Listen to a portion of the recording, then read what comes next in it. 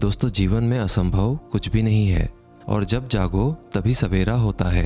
जीवन में अगर आपको लगता है कि मैंने बहुत से बुरे काम किए हुए हैं और इन गलत कामों को सुधारने के लिए कोई भी विकल्प नहीं है, तो आपको गौतम बुद्ध के जीवन की ये कहानी एक बार अवश्य सुननी चाहिए। एक दिन बुद्ध श्रावस्ती के ही एक गांव में भिक्षा मांगने के लिए पहुंचते हैं। जब बुद्ध गांव में प्रवेश करते हैं तो देखते हैं कि पूरे गांव में सन्नाटा छाया हुआ है। दूर दूर तक कोई भी व्यक्ति नजर नहीं आ रहा था। बुद्ध उस गांव के पहले द्वार पर जाते हैं और कहते हैं भिक्षाम देहि, परंतु भीतर से बाहर कोई नहीं आता। बुद्ध दूसरे द्वार पर जाते हैं परंतु कोई दरवाजा नहीं खोलता। बुद्ध तीसरे द्वार पर जाते हैं परंतु उस द्वार से भी कोई बाहर नहीं आता। फिर अचानक से एक दरवाजा खुलता है जिसमें से एक व्यक्ति बाहर निकलता है। वह जल्दी से बुद्ध का हाथ पकड़ता है और उन्हें अपने घर में ले जाता है और कहता है, क्षमा करें बुद्ध, परंतु आप इस समय बाहर नहीं जा सकते। उंगलीमाल को श्रावस्ती की सीमा पर देखा गया है। सभी गांव वाले डर के मारे अपने अपने घरों की खिड़कियां दरवाजे बंद करके बैठे हुए हैं। बुद्ध उस व्यक्ति से पूछते हैं, कौन है ये उंगलीमाल और उससे इतना भय क्यों है? वो व्यक्ति कहता है, उंगलीमाल एक राक्षस है। उसे जो भी मनुष्य मिलता है, बच्चा, वृद्ध, स्त्री या पुरुष, यहाँ तक कि सन्यासी भी, वो किसी को भी नहीं छोड़ता। महाराज प्रसन्नजीत के सैनिक भी उससे डरते हैं। बुद्ध उस व्यक्ति से पूछते हैं, क्या वो ये सब धन के लालच में करता है? वो व्यक्ति कहता है, नहीं, धन का उसे कोई लालच नहीं है। वो जब भी किसी मनुष्य पर वार करता है तो उसकी उंगली काटकर अपने गले की माला बनाता है, इसीलिए उसका नाम उंगलीमाल पड़ गया है। और हमने तो यह भी सुना है कि जब उसके गले की माला में 100 उंगलियां पूरी हो जाएंगी तो उसकी विनाशक शक्तियां और भी बढ़ जाएंगी। बुद्ध कहते हैं, आभार आपका जो आपने मुझे उसके बारे में बताया। फिर वो व्यक्ति बुद्ध से कहता है, कृपा करके आप बाहर ना जाइए क्योंकि वो आप पर भी वार कर सकता है। बुद्ध कहते हैं, भय से अपनी राह छोड़ दो, ऐसा मैंने कभी नहीं किया। मुझे भिक्षा मांगता देख जन जन के हृदय में उंगलीमाल का भय कम होगा। फिर वो व्यक्ति कहता है, नहीं बुद्ध, आप मत जाइए, वो बहुत ही ज़्यादा खतरनाक है। बुद्ध कहते हैं, वो खतरनाक नहीं बल्कि दुखी है और मुझे उसके पास जाना होगा क्योंकि उसे मेरी आवश्यकता है।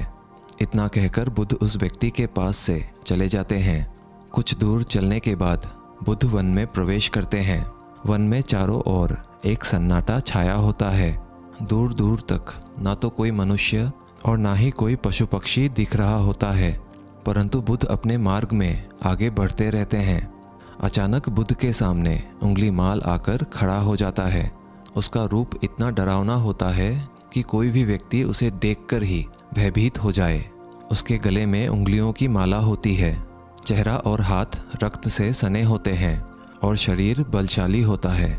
उसका रूप इतना भयानक होता है कि किसी भी साधारण व्यक्ति के प्राण उसे देखते ही निकल जाए, परंतु बुद्ध पर उंगलीमाल के इस डरावने रूप का कोई भी असर नहीं होता है। बुद्ध कुछ क्षण तक एक शांत मुस्कुराहट के साथ उंगलीमाल की तरफ देखते हैं और फिर उसके बगल से निकलकर अपने मार्ग में आगे बढ़ जाते हैं।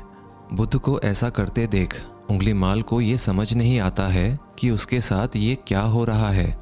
उंगलीमाल मन ही मन सोचता है, मुझे देखकर लोग या तो भाग जाते हैं या मुझे देखकर ही मर जाते हैं या फिर मुझसे अपनी प्राणों की भीख मांगने लगते हैं। मैंने कई सन्यासियों को भी मारा है, परंतु आज तक कोई ऐसा व्यक्ति मैंने नहीं देखा जो मुझे नज़रअंदाज करके अपने मार्ग में आगे बढ़ जाए। या तो इसने मुझ पर ध्यान नहीं दिया होगा या फिर हो सकता है यह देख ही ना सकता हो, परंतु मुझे इससे क्या, मुझे तो अपनी उंगलियों की माला पूरी करनी है। उंगलीमाल बुद्ध को आवाज़ लगाता है, ए साधु रुक। फिर भी बुद्ध उंगलीमाल को नज़रअंदाज करते हैं और अपने मार्ग में आगे बढ़ते रहते हैं। उंगलीमाल और ज़्यादा क्रोधित होकर बुद्ध को आवाज़ लगाता है, ए साधु रुक। फिर भी बुद्ध फिर से उंगलीमाल को नज़रअंदाज करते हैं और अपने मार्ग में आगे बढ़ते रहते हैं। उंगलीमाल तीसरी बार बहुत ही ज़्यादा क्रोध में भरकर आवाज़ लगाता है, ए साधु रुक। फिर बुद्ध रुकते हैं। उंगलीमाल बुद्ध के पास जाता है और उनसे कहता है, सन्यासी तू मेरे आदेश देने के बाद भी रुका क्यों नहीं? बुद्ध कहते हैं मैं तो बहुत पहले ही रुक चुका हूँ, तुम ही चलते जा रहे हो। उंगलीमाल ये समझ ही नहीं पाता कि बुद्ध क्या कह रहे हैं, परंतु वो इतना जरूर समझ जाता है कि सामने खड़ा व्यक्ति उससे थोड़ा भी नहीं डर रहा है। उंगलीमाल बुद्ध को डराने के लिए चिल्लाकर पूछता है, हे साधु, तुझे मुझसे भय नहीं लग रहा है क्या? मैं आदि मानव हूँ। बुद्ध कहते हैं नहीं, तुम मानव हो। बुद्ध की ये बात उंगलीमाल के हृदय पर लगती है। जीवन में पहली बार उसे किसी ने मानव कहा था, परंतु उंगलीमाल इस बात को नज़रअंदाज करने का प्रयास करता है और बुद्ध से पूछता है, ए साधु, तूने ये क्यों कहा कि तू कब का रुक चुका है, जबकि तू तो चल रहा था? और तूने ये क्यों कहा कि मैं नहीं रुका? बुद्ध फिर से कहते हैं कि मैं बहुत पहले ही रुक चुका हूँ, यानी मैंने ऐसे बुरे कर्म करना बहुत पहले ही छोड़ दिया है जिससे किसी भी व्यक्ति को कष्ट पहुँच सकता है। सब जीना चाहते हैं, बस तुम उन्हें करुणा से देखने का प्रयास करो।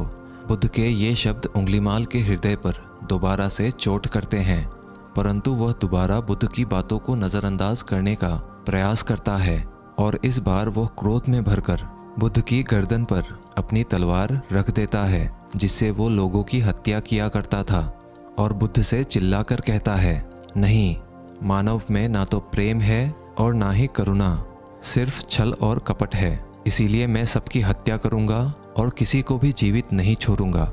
बुद्ध कहते हैं, तुम्हें लोगों ने बहुत दुख दिया है।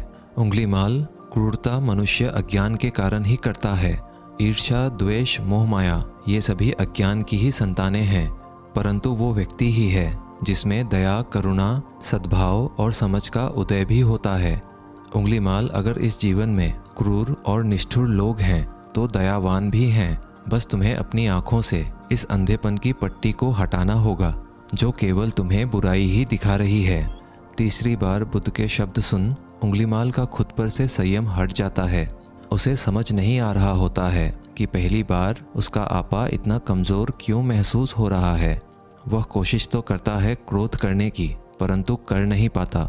वह बड़ी हिम्मत जुटाकर क्रोध करने का नाटक करके बुद्ध से कहता है, तुम और व्यक्तियों जैसे नहीं हो।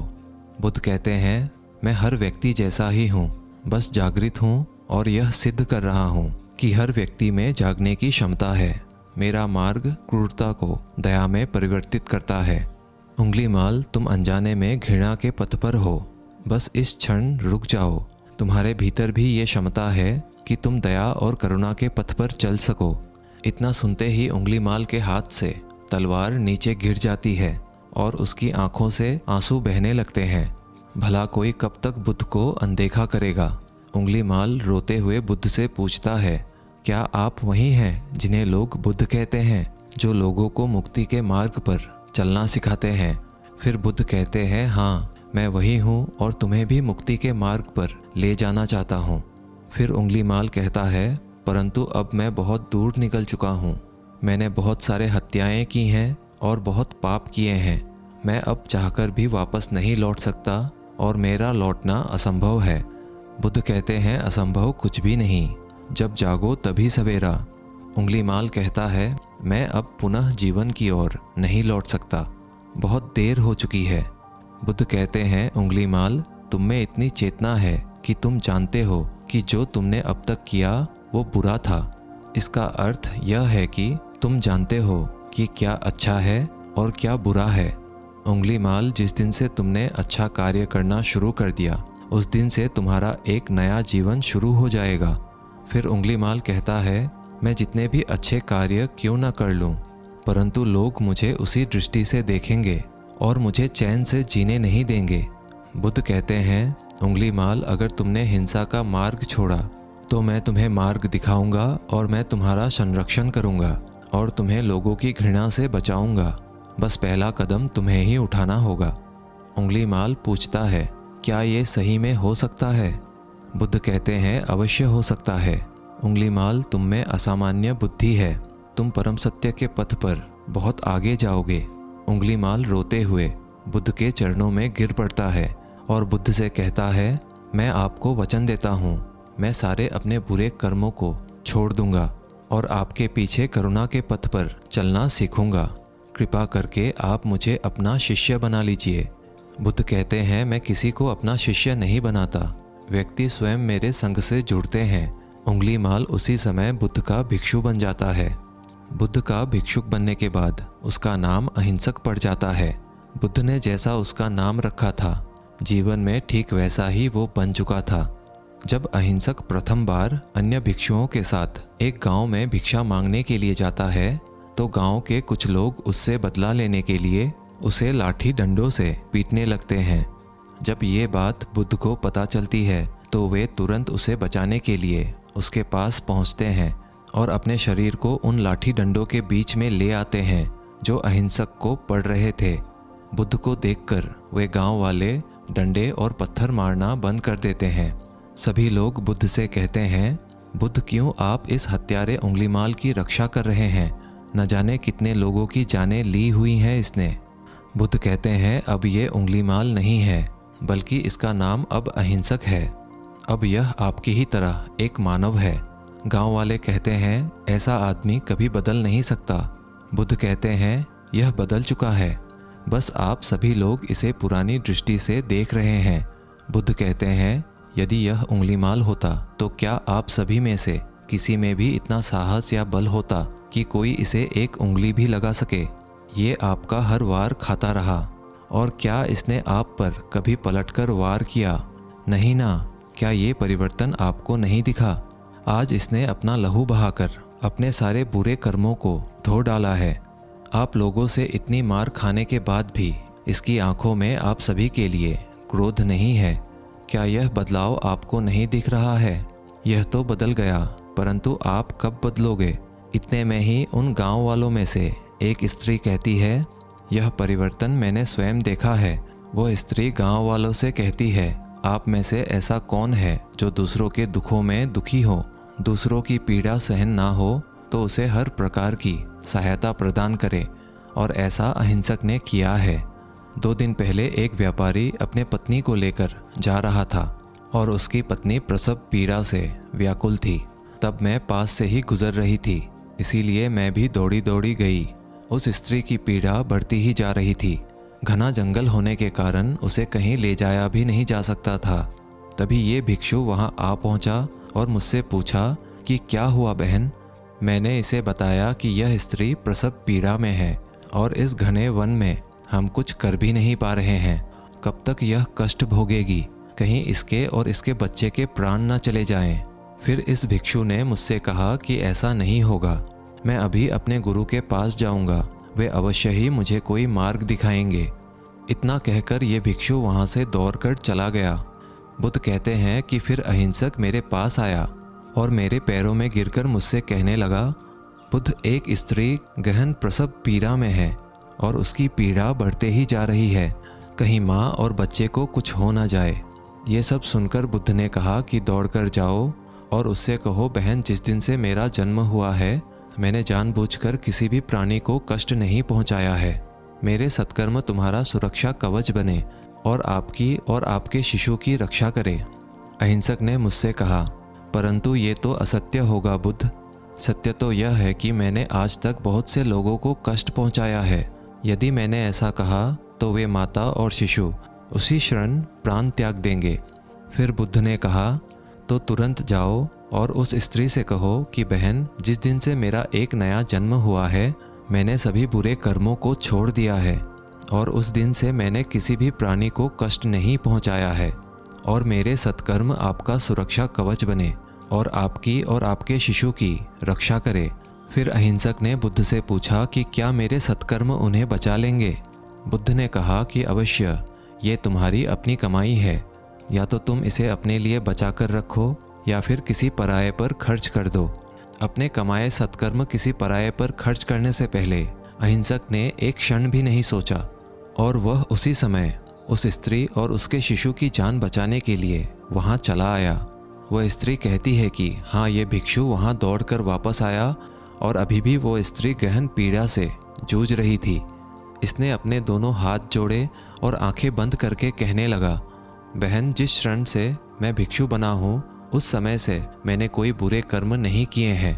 जिससे किसी भी मनुष्य को कष्ट पहुँचे। मेरे सत्कर्म आपके लिए सुरक्षा कवच बने, आपके और आपके शिशु की रक्षा करे। और इतना कहते ही उस स्त्री ने अपने बच्चे को जन्म दे दिया। फिर बुद्ध कहते हैं, दूसरों के दुखों से दुखी होने वाला ये व्यक्ति कैसे किसी को दुख दे सकता है। यदि ये भिक्षु मन का सच्चा ना होता तो वह स्त्री कब का अपने प्राण त्याग चुकी होती। फिर अहिंसक ने बुद्ध से कहा, इन्हें मत रोकिए बुद्ध, इन्हें मुझे मारने दीजिए और तब तक मारने दीजिए जब तक इनका क्रोध शांत ना हो जाए। फिर बुद्ध अहिंसक से कहते हैं, कर्म और गुणों के भंडार हो तुम, आज तुमने अपने नाम अहिंसक को सिद्ध कर दिया है। बुद्ध और उस स्त्री की बात सुन सभी गांव वाले कहते हैं, आप सही कह रहे हैं बुद्ध, अहिंसक बदल चुका है और हमसे ही देखने में भूल हो गई थी। दोस्तों, इस कहानी से हमें ये सीख मिलती है कि लोग सोचते हैं कि उन्होंने बहुत सारे गलत काम किए हैं और अब इन गलत कामों को सुधारने के लिए कोई विकल्प नहीं है। इस पर गौतम बुद्ध कहते हैं कि चाहे आपने अभी तक कितने भी बुरे काम क्यों ना किए हुए हों, लेकिन आप एक विचार को अगर अपने मन में लाते हैं कि अब मुझे कुछ सही करना है, तो वही विचार आपके रूपांतरण का कारण बन सकता है। पर सबसे ज़रूरी बात यह है कि आप पहला कदम उठाने के लिए क्या तैयार हैं। आशा करते हैं आपने इस कहानी से ज़रूर कुछ ना कुछ मूल्यवान सीखा होगा। अपनी राय कमेंट बॉक्स में ज़रूर लिखें। साथ ही वीडियो को एक लाइक और चैनल को सब्सक्राइब कर ही लीजिएगा। मिलते हैं अगले वीडियो में, तब तक के लिए धन्यवाद।